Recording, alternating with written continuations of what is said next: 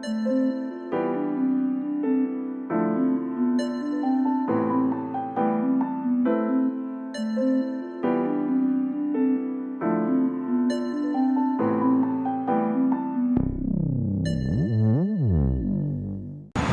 so we're going to redo the video from earlier this week because we've done a lot of work, and I think it's just better to update everybody this morning. Today's Thursday, and obviously Michael will be getting ready to post this so you guys get it tomorrow. This is Jared's boat, as you all know, and we're still waiting on the sea deck people. They were supposed to have sent us a file for us to approve and go over with the client. That has not arrived yet. I spoke to the sea deck people yesterday. They kind of explained they're having some trouble. Everything has to be symmetrical, and it takes a lot of time, and somebody has to go in and manually input the information. Needless to say, this is pretty frustrating for everybody, including the client. And Michael and I, we've got a tremendous amount of hours. Michael has a tremendous amount of hours invested in this, and quite honestly, we'd like to get it out of the shop and to the client. And over the weekend, we did take it, launch it, put the bunks in with the LED lights. That turned out very well. The lights worked really well. We still have to install the seats. We do not want to install the seats until the deck is in, because we don't want people standing on the seats and potentially damaging them. So in the background we have Hugh's girlfriend, well actually Hugh's replacement. Can't remember her name. Lauren. Lauren will be replacing Hugh for many reasons. I'm sure you all understand. But anyway, Hugh's out fishing, so Lauren is in helping us detail and prep the boats today. We appreciate that. And also want to thank Jared. I spent some time with him on the phone earlier this week, and the fact that he was understanding that certain things are out of our control. It does get frustrating, and I'm sure he wants his boat and we want his boat to get to him. So we're going to go inside. I'm going to update you on everything that we've done inside, and we'll go on from there. So this is Rick's boat, and we're servicing the trim area of it. We also did a lower unit, and Michael pressure checked it. Rick was concerned that the seals were gone. They were not gone. It pressure checked and held very well. I wish we'd have made some photographs of that, but we didn't. But basically Michael has this tool that he hooks up to this and is able to pressurize it. Then you obviously put soapy water around it, see if there's any leaks. The other thing is you leave it pressurized, and if it holds pressure for a certain period of time, obviously the seals are good. Our concerns there is that when we drained this, it was a creamy color. You could tell there was some water in there. That could just be from, you know, the length of time, condensation, those kind of things. The other thing is to make sure that if you do see some creaminess, if you see a lot of creaminess in there where it's not really, you can tell. If it kind of looks like coffee that's got some cream in it, that's not a good thing. And if you do have that, you might want to flush it a couple of times. Now, yeah, you're going to use up some hydraulic oil, but at the same time it can also help protect you, because if there is moisture and stuff in there, you really want to get it out. Michael ordered the parts came in, and so he's basically going to go back together with this. This little rascal here was a little difficult to get out this morning. We could not get it out at first, so we ended up pulling the seal. Michael put some hydraulic fluid in there, or whatever it is. Basically it's some kind of hydraulic fluid. Then we put a magnet on it, was able to pressurize it. What between the magnet and the pump, we were able to get it out. It was a little bit frustrating. I suggested to Michael that we get a slightly stronger magnet for the next time. We took the seal off. Once we took the seal off, it came off a lot easier. Some people are going to say, well, why did you take the seal off? Because if you pressurize it, it'll come out. We could not get the seal over the threads. It kept on hanging up on the threads and rotating it. But when we removed the seal, then we was able to keep it straight, and what between the pump and the magnet, it did come out. I strongly suggest, if you're going to do jobs like this, that you get yourself a pick set. You know, they make them, you can get them from Harbor Freight, Northern Tool, Amazon, or whatever you know, obviously we use these a lot, so Michael happens to have the snap-on ones, and that way if he breaks one, they just replace it. That way you're not going to be gouging stuff when you're removing your seals and stuff like that. Those things are meant for taking seals out and without damaging the sealing surfaces. Also, if you've never taken one of these apart, there are springs under here. And ball bearings. And ball bearings. I forgot about the ball. I found that out this morning. And ball bearings. Forgot about the ball bearings. So make sure that when you take this apart that you have stuff underneath to collect all this and kind of keep it together. It is not... there is tension on here, but as you back this screw off, the tension releases. But that's on this particular application, so make sure you check out your application. But we're going to be going back together with this today.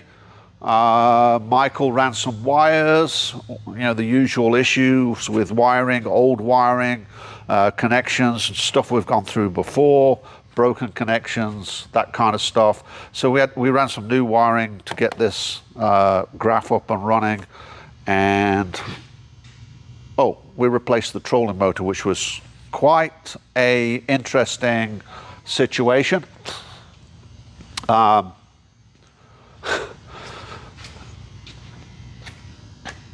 all for recycling and reusing and stuff, and this unit was sent to us. It was a good unit, and they said that they had assembled this before it came down. Michael tried to put it together and they asked me to come over and look at it. I came and looked at it. I was not able to put it together. Came to the conclusion there was something wrong. It had to do with, originally we thought it had to do with different model numbers, etc. I spoke to the people that sent it down, and they said, we had it together before we sent it to you, so kind of like you guys must be doing something wrong. Well, we've made mistakes. I mean, let's face it, guys, we make a lot of mistakes here, so okay, well, let's take another look at it.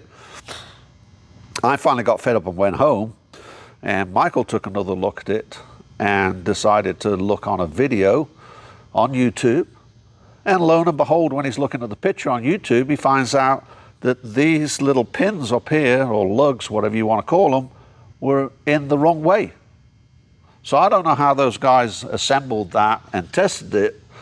Maybe they just did it upside down. I have no idea. But anyway, after he switched them around and got them in the right location, it did go on. So, just kind of keep that in mind. So I don't know what else we did to this. This is Rick's boat, 20-year-old boat, actually in very, very good condition. Rick fishes out of this a lot. He makes no bones about it. It is a work boat, and it is used extensively. Rick is very, very good. He's very, very good on the Texas team trail. I'm led to believe by people that know Rick. They tell me that boy can catch some fish. So we're glad that he's allowing us to work on his boat. I enjoy Rick. He's an interesting character. So hopefully when we get him back out on the water, he'll be catching more fish. And this has turned out real well. Michael's worked very hard on this. So I don't know whose boat this is. Whose boat is this? Can't remember the name of this guy. Sorry, I apologize. So the usual 100-hour service. Okay, so we're doing a 100-hour service. Michael did do a compression check on the motor. It checked out really well. We've gone over compression checks previously, and Michael did upgrade his tools on that, and we're a lot more confident about the accuracy of the information we're getting now. So we did do that. Obviously, oil filters, fuel filters, all the stuff that comes along with a 100-hour service. Also servicing the lower unit, and changing out the impeller, etc. And what's amazing is there always seems to be a gasket missing nowadays. So Michael did invest in this very nice stand.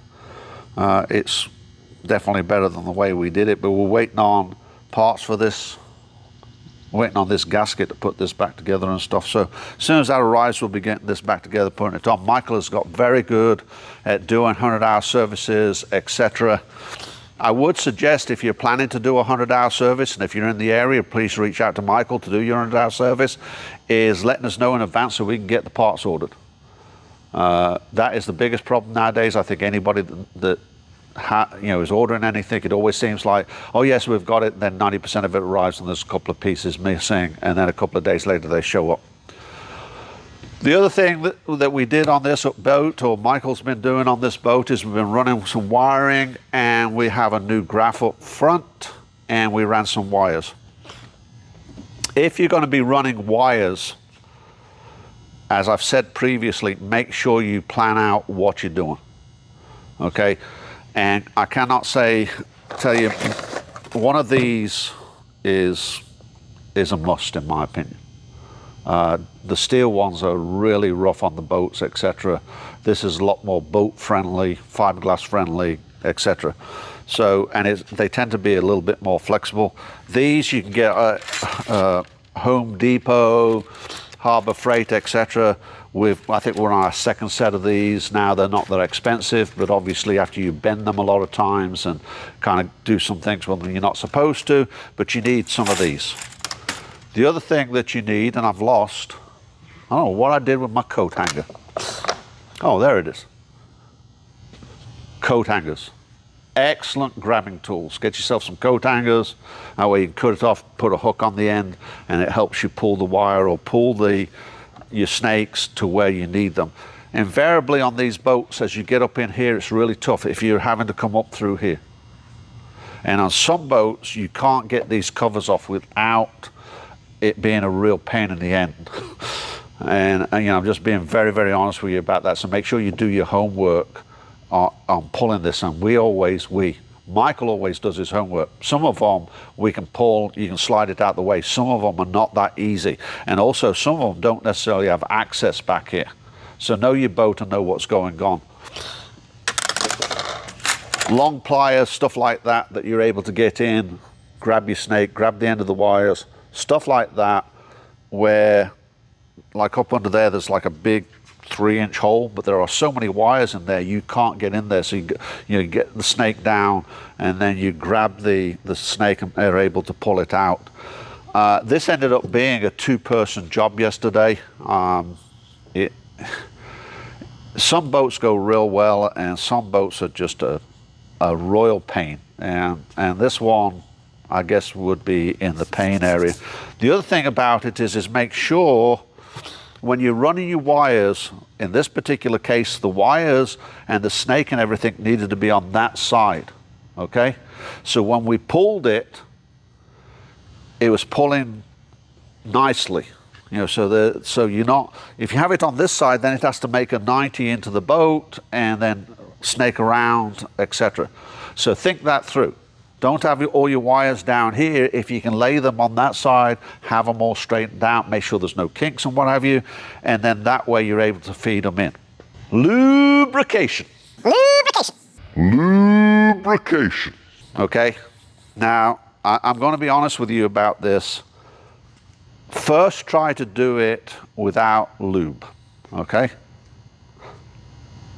Are we going to be adult here, or are you going to sit over there sniggering? Okay. The reason is that as soon as you lube this up, you're lubing everything up. You're lubing your snake up and everything else. So then you've got to clean it.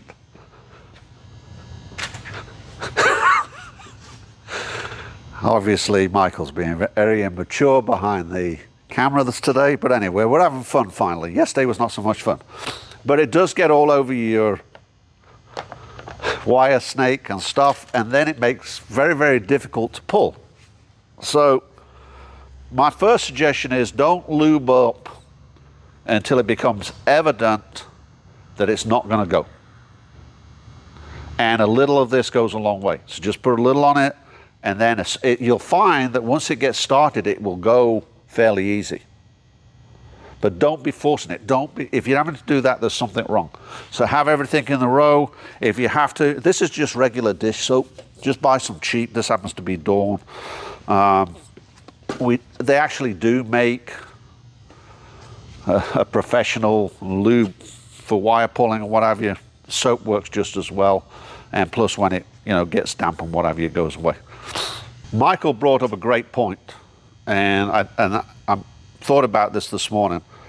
Rangers have tubes in them, varying sizes depending on the boat, and they've got better as time has gone on. So you have to feed it through the tube, and there's advantages and disadvantages to that. So that tube goes from there to here. No, it doesn't. Well, back here, round about here, somewhere in here. Then it's open.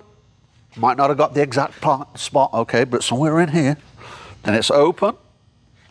Then the tube starts again and comes up to somewhere in here. I don't think they have exact measurements on them because every one I've done, it seems to be different. So there's advantages and disadvantages that you keep all your wires in there, but some of these boats already have a lot of wires in it. You've got to feed your wire through there as well. Some boats, I would consider them to be like open range, where there is no tube. And there's a lot of advantages and disadvantages that of getting stuff in. The disadvantage is that the wires are all over the place, and it makes it can become quite a mess. So you can spend quite a bit of time tidying up stuff with the open ones, but the open ones invariably go fairly well, but also the cleanup on those tend to be a little bit more lengthy of getting in there, tie wrapping everything together, etc. The other thing is, if you're going to do this, you cannot have enough tie wraps, and make sure you get yourself a good pair of flush cut snips. That way, if somebody like me or Michael or whatever's working on your boat, we don't stick our arm up in there and get a big old gash, or and people have had to go to the hospital, believe it or not, get stitches over that. So get yourself a good pair of flush cuts and make sure you flush cut correctly. This boat's another really nice boat. Graph, wiring, 100-hour service, Panoptics.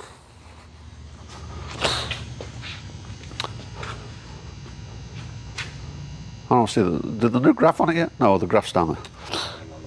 Oh, we're waiting on the mount for the graph. So as usual, waiting on a gasket, waiting on a mount, but there's nothing new there. So, you know, basically, you know, as I've said 100 times before, if you're going to be running wires and despite whatever, plan it out. And you might need two people. Michael's got to the point with a lot of these boats, he can pretty much do them himself. The other thing I will say is, when you've been working like 3 or 4 hours and the wires have not pulled, okay, then take a break, go get a coffee, soda, adult beverage, whatever you want, and go back at it, but think it through. Our biggest problem was obviously this gap in here, getting from one tube to the other. And sometimes you might have to go from the front to here, and sometimes from here to there. So don't kind of get set in your mind, oh, I've got to do it this way. There is no right way or wrong way. It's whatever you need to do to get the wire there. And sometimes you can hook up at the front and force the snake through, no problems at all. Sometimes you get up under here, no problems at all. But if it doesn't work out that way, don't be adverse to looking at a new way of doing it. Obviously in here, it's really tight. So if you don't really have to get up in here, try to avoid it. It's not the end of the world, but believe it or not, I'm not as skinny as I used to be. And Michael is a big guy. So the other thing about it that I'd like to say is, Michael has changed to this kind of wiring. Sometimes. Huh? Sometimes. We don't run this all the time. It's kind of application. Each one has its application. I don't really have a preference. I think yesterday we were at a point that we was going to switch to the single strand wires, but after taking a break, a deep breath, a little lubrication, getting our wires on the right side, me being up under the dash, etc., we were able to get it round. But don't be forcing it. If you are forcing it, you're forcing it against other things up there that you do not. So if you come up and you're pulling and it goes doop, and stops, don't go over there, tie it thing, and then with your pickup truck try to pull it the rest of the way. That's not going to work. Okay. How do we know that? Because we've already tried it. That's a joke. Sometimes you have to back up a little bit, rotate it, and what have you, and it will go through. The other thing, especially with this, is we cut it at a very kind of like an angle. So when we taped it up, it kind of was like a knife edge where it was, could make its way through. So that's this week's video. I do want to congratulate my son and my daughter-in-law on the arrival of my third grandchild, Walker Maverick, 7.7 pounds, 19.5 inches long. I'm pretty close on all those numbers, I know. Glad that he's part of the family now. And Waylon and Wyatt, the two that are already there, I have a lot of fun with them, and they keep me young. That's really good, and I'm really happy for Michael. I'm happy for my daughter-in-law, and I'm also happy for my wife, because her grandchildren is all that matters. And so everybody's having a big time. Everybody's healthy and everybody's doing well. So I hope you guys have a great week. If you are in the Houston, Freeport, Lake Jackson, Conroe, Galveston area, please consider sending Michael some work, because he's got another grandchild to pay for, and he'd love to do your work. And also, if you like, subscribe and share, I really would appreciate that too. Feel free to comment. I like reading the comments, and those people that did comment last week, I read the comments. I really feel for the gentleman who runs a food truck and people give him fraudulent debit cards and what have you. It is really difficult to make a living. I cannot imagine, losing $100 or $150 on a food truck. It takes a lot of work to make that money back. And it makes my blood boil that people will do that to other people. And I don't want to get off on that tangent, but my heart does go out to you. And I want you to know that I understand where you're coming from on that. So enough about credit card fraud, but let's try to think positive, I guess, is the best way of putting it. But you all have a great day, and we're going to get finished up on these boats so we'll get some people out on the water.